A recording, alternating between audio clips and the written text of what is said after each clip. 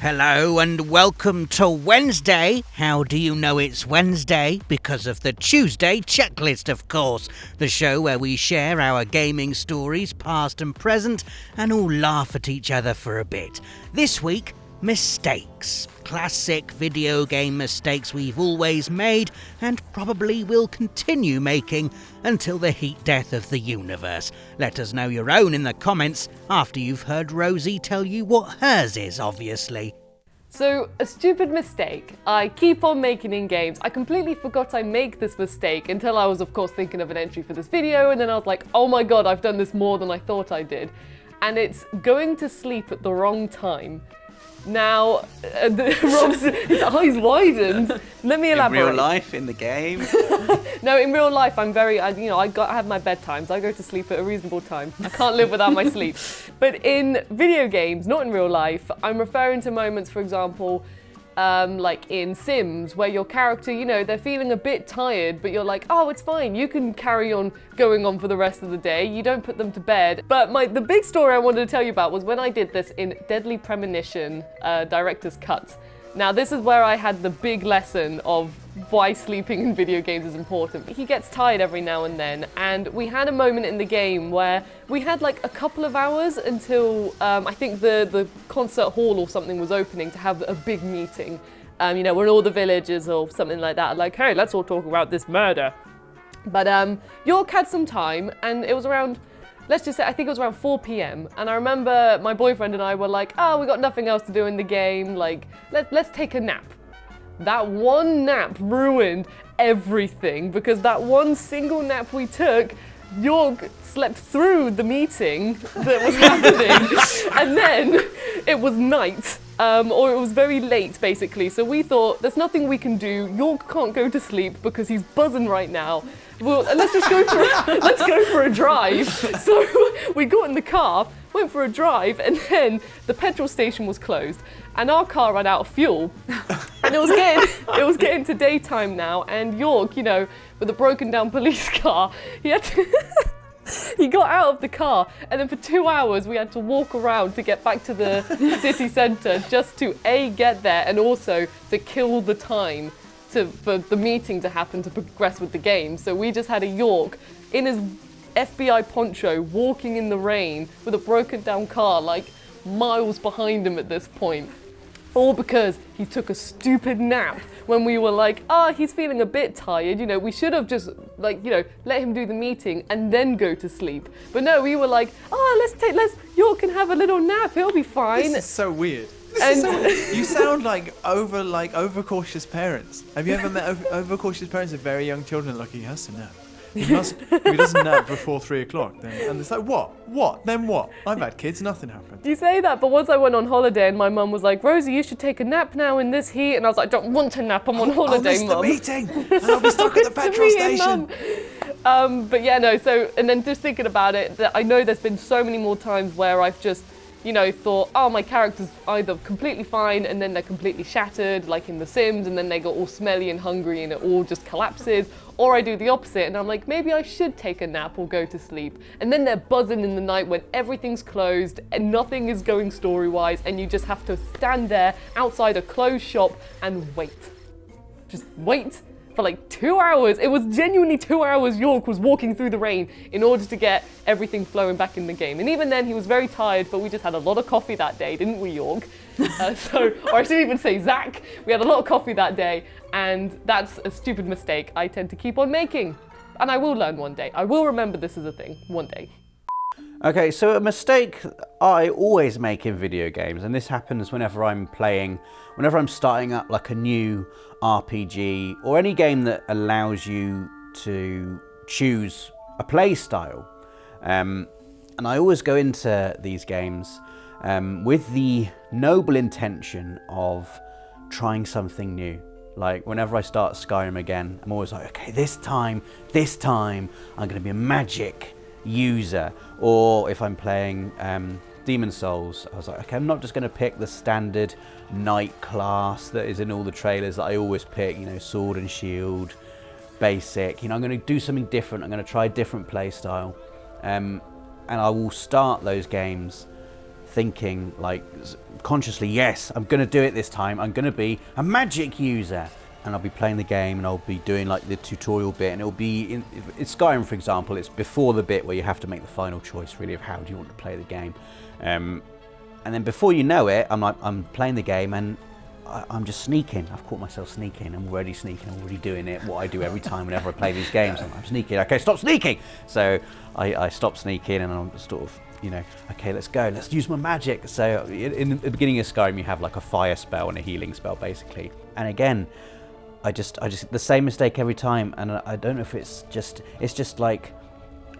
in my DNA to sneak up behind people and stab them in the back, and I just keep doing it. I just keep doing it every time I play Skyrim. It's the bit in Skyrim where, you know, you escape the dragon at the beginning, you fight off either the Imperials or the Stormcloaks, depending on who you decide to escape with, right at the beginning of the game.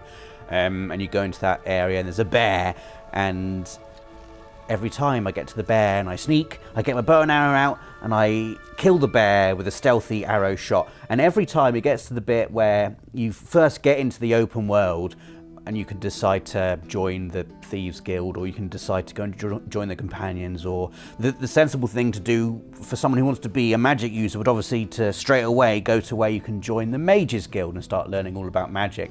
But I get to that point and already my character's got like 10 points in the stealth stat, like 10 points in the bow and arrow stat. How was this happening? A couple of points in the backstabby knife, one-handed weapon stat, and I'm like, oh, I've already fallen down the edge, basically, of the, well, I guess I'm playing as a stealthy archer again.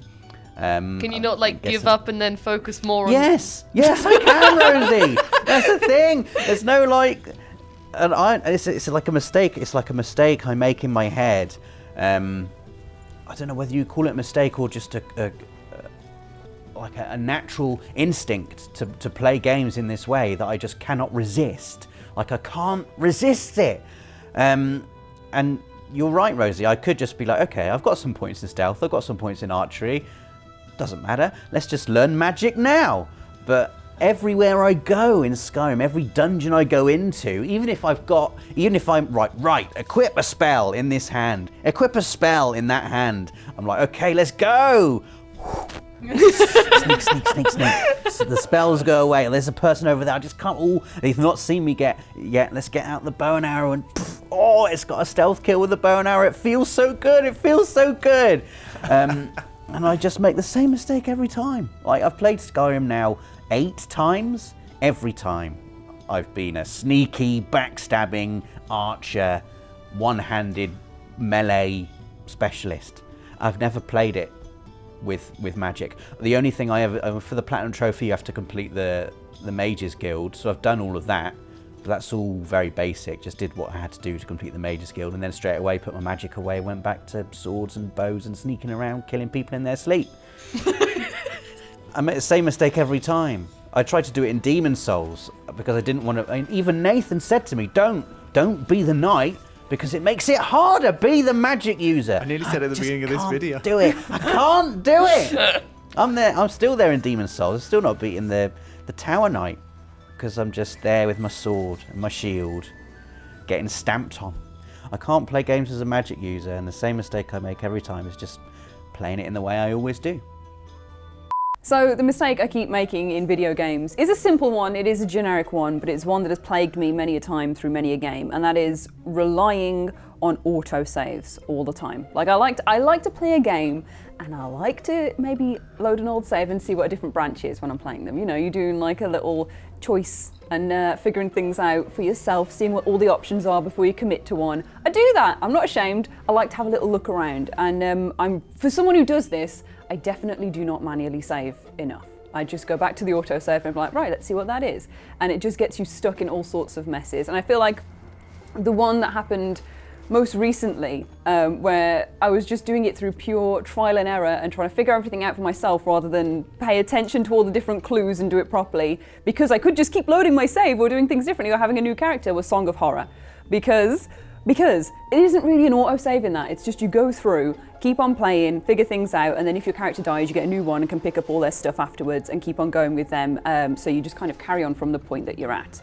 But that means that you have 3 times where you can just throw people around and do random stuff with them and figure out what you want to do. Maybe get them eaten by a doorway, throw them in a bath, get them had by a tentacle monster.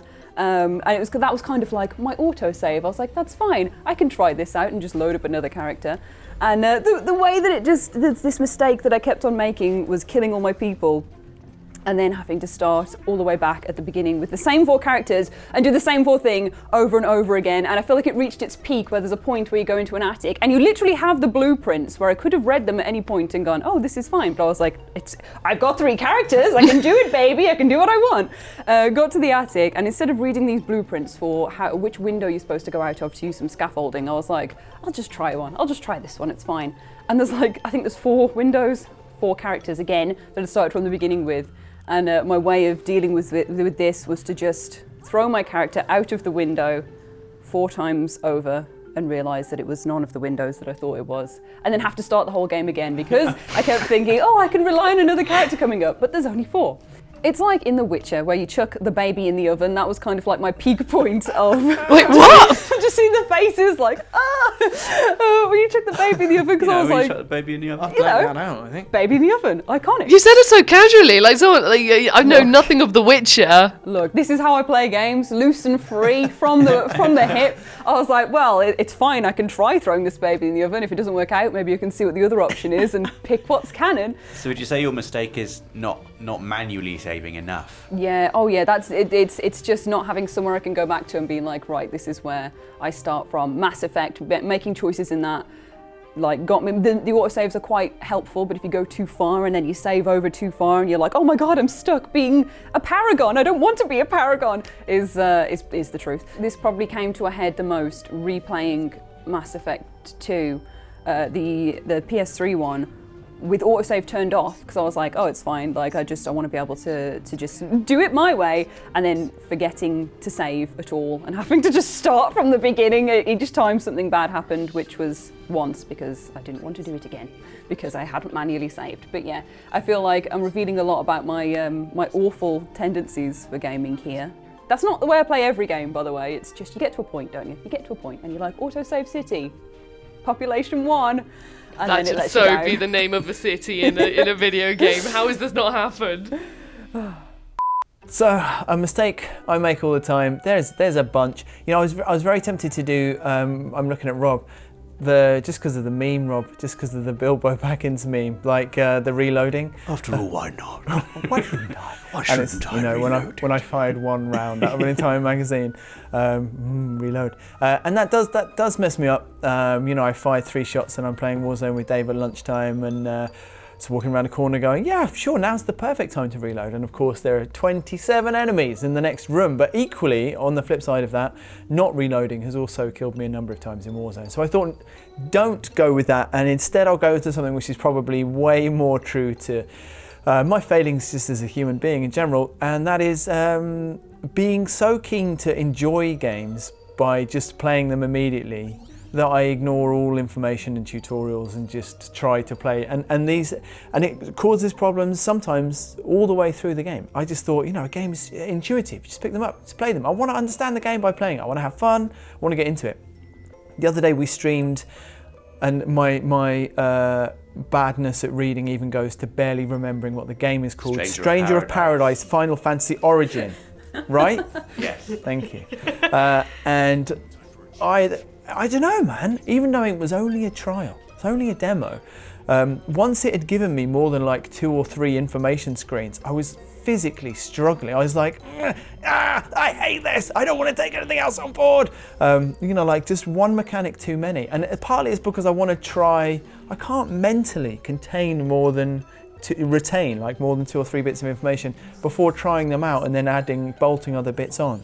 But also I just think I'm quite an impatient person. But yeah, this is me, and I feel like it's probably speaks to my personality in general, that I would rather rush to just try and do a thing, and in doing that impact my enjoyment of the thing for potentially dozens and dozens of hours. You taught us the other day on the Ratchet and Clank Rift on Ratchet and Clank Rift Apart about being able to chain pick upgrades. And that made me realise that all of us had all skipped through the tutorial because we're too excited to play. We all do, yeah. And I found that out when I was accidentally when I was in challenge mode, having completed the game. You can do what? Sorry. When you're on the upgrade menu, Yeah. you can press X, hold X, and it will like pop out a particular upgrade square or hexagon. If you press triangle, you can then highlight several at once and only hold X down the one time. And now we're all going to have to I play never did that. I've only just learned Rift that as Apart well. from the beginning. It's in the tutorial, guys. Yeah. Apparently. I don't remember seeing that at all. Maybe this isn't something that just I do. Maybe I'm fine. We're the problem. So we were all laughing just a minute ago because in trying to come up with mine, I realised I just came up with loads of problems that aren't video game problems, they're just Dave problems. And the one I wanted to talk about for a long time, the biggest one, is that I will be playing a fantastic game, a blockbuster, the most amazing game of the year, AAA. We've been waiting for months and months and months. I'll be 10 hours in, Meltdown and then, what's this? Another game. I could give it a go. You know, I'll see how it goes. I'll just give it a little play. Look, I'm just gonna drop in, just like half an hour. Why am I getting judged for this? Come on, everybody. And that's it. I've broken my run on so many games. I've not finished The Last of Us Part 2, guys. Where are you in The Last of Us Part 2, Dave? I'm well into it. I'm deep into the second half. You I've are not the finished Last it of either. Us. I am The Last of Us. I'm in part 2. Let's put it that way. And I think it's because Ghost of Tsushima came out. I don't know. I think that's what that was. I haven't finished that either. What replaced that then? We could just chart our way around games just by, you know, you can tell how long it took for the next thing to come out by how far I am into the previous thing. But anyway, that's a me problem. That's not a video game problem. But one of my many video game problems, the stupid mistakes I keep making. Although I do think this is also a Dave problem, probably, is that I'm a bit of a hoarder. And I was thinking about this very briefly. Obviously, the big exemplar of this, as the French might say, is Skyrim. I don't remember a time I wasn't over encumbered. Like it's just like my natural state, and I will just angrily trudge for miles. Just trudge, just like I'm not dropping anything. I need all of these 18 swords, or it's not that I need them. It's like I must have their value. I'm not just going to leave them here in a pile. I will sell them. Okay, sure. When I'm good and ready, I will sell them. But I'm not just going to drop them and forget about them. And it's not just lovely swords, obviously. It's also some books. It might be a diary entry that I found. I've already played that through. I've done the story of that diary entry. It's done. But I'm going to keep it for old time's sakes. Who knows? Might need it. This like little sort of bolt of cotton and this sweet cake and like just everything. I would just hang on. So sweet cake. Sweet roll. Sweet cake. Yeah, sweet cake. Well, I wasn't talking about Skyrim anymore, guys. Come on. I was talking about me, Dave, who likes sweet cakes. I also do it with ammunition. I'm terrible for that. I feel like games maybe have changed a little bit now. It feels less, maybe I'm just lying to myself. It feels less like you get to the big door before the big bad, and there's a nice desk laden with some rockets, and you know that I still won't use in that battle. But that for years and years that was me, just hoard, just like ooh the really great ammo, just put that safe. I won't use that. That would be the last, you know, the very last thing I would do before I died. Before you could like take that from my cold dead hands. I would always hoard, and I don't know what to do about it. It's how do you change the habit of a lifetime? I need those things, and I don't see how I'm going to get rid of them, even when the game just is desperate for you not to do this, with the penalty of over encumbrance, for example, or just enemies being really hard and there's a specific thing you're supposed to use to take them out, but I'm like, but there might be something worse through the next door. How do I know? It's a problem. It's a big problem. I always hate the moment where I had this in Resi Village where you're hoarding like guns from the beginning of the game, and you know you've got weapons which are much stronger, and you're like, I should sell these, But what if? But what if? Like, what if I run out of ammo in the weaker gun that has 7 bullets in it? What if that helps me? Yeah. So I keep like this 8 square gun in my inventory just for those 8 bullets, and then I'm like, no, okay, now I can sell it. But it's that fear of what if I sell it and then... It's just the what if. It's just what if I need it? What do I, and like I said in Skyrim, just the value thing. Like, what am I going to do with 0.1 of a gold? Like, what am I actually going to do with that? I don't know, but I just, there may be something. Maybe I'll be just about to buy the thing I really need. I don't know. It's a problem. There you go then, 5 stupid video game mistakes we just keep making. Let us know your own examples in the comments, give us a like if you enjoyed the video, and don't forget to hit the notification bell so you're always up to date with everything from the world of PlayStation. Thanks for watching, we'll catch you again soon. PlayStation